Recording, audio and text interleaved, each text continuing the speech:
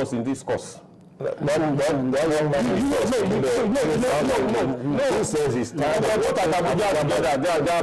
yes, you didn't get the yes. He's tired of saying at home because government did not, because it did not say ASUP did not, because government did not listen. Let me read something for you here. This coming from an aide of the minister. He says that the union has made it difficult. He said, I personally attended several meetings initiated by the minister with ASUP representatives, where he laid the cards on the table and urged the union to accept the offers made by government and end the strike.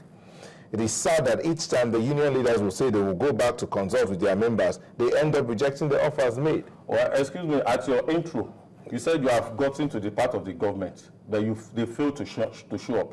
Even as I speak with you, the House of Representatives have invited both the minister and our union to a meeting.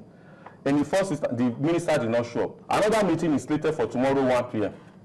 Let the man show up. The man has not shown up at all. No more comment.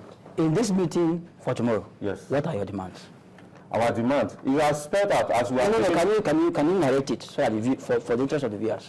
Well, the demands spelled out, the first part of the demand is one, the agreement we entered to in 2009, yes, which also in the agreement that it will be reviewed every three years. Yes. This agreement is due for renegotiation. Yes. We are saying government set up a committee for us to review this agreement. That's one. That's one.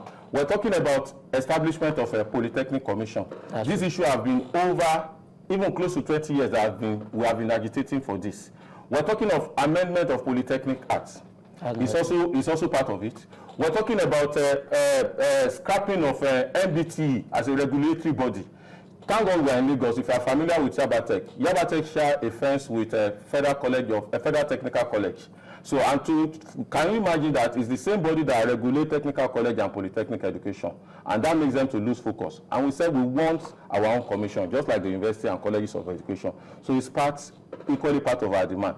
We're also talking about the dichotomy, discrimination between HND and BSc should be eliminated, and that they should allow polytechnic to also be awarding degree, even up to PhD level. It's also part of our demand. So you've just listed five.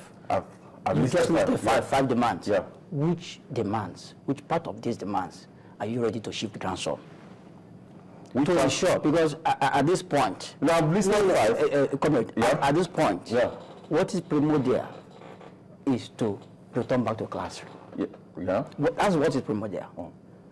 Whether at the end of the day, whether the demands are met, when they are met, the most important thing is to go back to the classroom. Because that's our fear.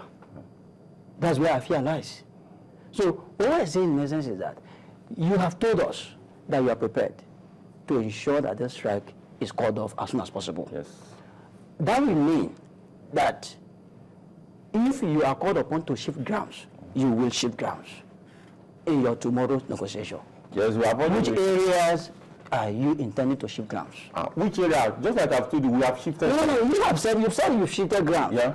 You have said you are going for negotiation. Yeah. It presupposes that when you are going for negotiation, you should be prepared to shift grounds. We should be prepared to shift grounds. You are only looking. No. Let me finish. Government will shift the grounds. Yes. You will shift grounds. Yeah. I'm asking you. Government representatives are not here for me to put questions to them. Yeah.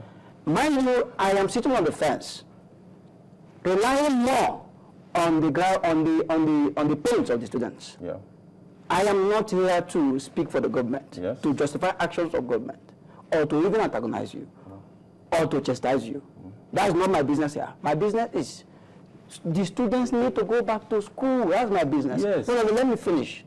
The students need to go back to school. Yeah. So which areas are you intending to shift grounds? Because you need to shift grounds. The question, the way you put the question is, I can't just isolate an item, because one, the area we are going to shift down is not that, okay, government implement immediately. We want a commitment from government that those things, those our demands will be met, that those our demands will be implemented. We're not saying that if you don't implement them, we will not go back. We want a commitment from the government. What kind of commitment do you want? Just like, what kind of commitment? You have an agreement that I'm going to do this, and you're going to fund. Like now, that they say they are going to pay part of the money meant for the migration, if they have paid their own part now, we will not say, okay, until you pay everything. If they have paid their own part, because that one is also still in contention, then it will be seen that, okay, they have paid. That is not as if they are lying to us. Government is not taking to be serious until... Let me put this question very clear. Assuming we're not considering that you don't shift grounds tomorrow and you don't make any progress tomorrow, do you think that you will allow the strike to go on? Well, as I'm standing there, that question cannot be answered, because let me listen now. Wait, you know, these things are not done the way you are looking at it. Before you even meet, the neck must meet. Even the president, listen now, the president even in Abuja that is negotiating on our behalf, before he can take any decision, he must call the neck. You know what? There must be consultation. You know I'm putting this question to you. Yes. This issue of negotiation with government should not be seen as a do-or-die affair. It should not. Especially if you're Very well. considerate about the student. Yes. It should not be seen as a do-or-die affair. The issue of student is also at stake. Yes, very well. The issue of student is at stake here. Do you want, and I've asked you, and let me ask you this question. No, You have asked your question. Yes. You are a parent. Yes. You have spent money to send your children or your works to go and learn to a tertiary institution. At the end of the day, the student now come back not properly trained. Who is to blame? I'll give you an example. Somebody who has gone to a polytechnic to study HND computer science. After graduation, he went for interview, he cannot even operate computer. Probably because government has not provided money for us to have this as a part of our infrastructures. Then who do you blame? Because what we are asking for is nothing big deal. You are the owner of the business. Come on, even visitation panel, what you have come, the needs of polytechnic, bring it, publish it, let the whole world, the whole Nigerians see our demand. Whether what you are saying is true or not. The employer will turn out graduate, the employer say they are not employable. You produce something, they say your product is not good. Who do you blame? In the sector, because the sector is not properly funded, there is what you call brain drain within the sector, and yet government is not employing. There is pressure on us. We talk about infrastructure. As I sit here, I don't have an office for over 10 years. And how do I work? You say I should go back to that work, to be attending to students under the trees. If I give students assignment, where would they submit the assignment? When I don't have an office, come to my school, mention my name, let them show you an office where my name, Arulu, is written on the wall. I don't have. He said I should work in that type of condition. The laboratory, there are no reagents, they are not fund, they are not giving us money to buy reagents. Polytechnic is a technical sector where you are supposed to do practical. Then we should continue to be doing alternative to practical, whereby it is you tell a student that, okay, if you pour iodine on starch, it will turn to blue black, and this student have not seen iodine before in his life, reagent, and the person now gets to work and he goes to lab.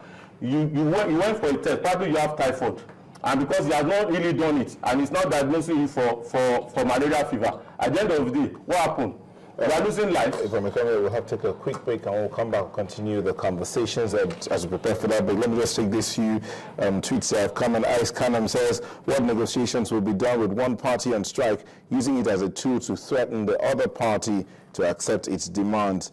Giali Franzola says, why would a chief ask him where they intend to shift ground out of 5 items listed? That should be between the union and the minister. And Nassim Majebi says, in a civilized climate, government has a responsibility to meet the demands of our employees on acceptable, reasonable ground. And the Patriot finally says, it's sad that we have lost passionate teachers.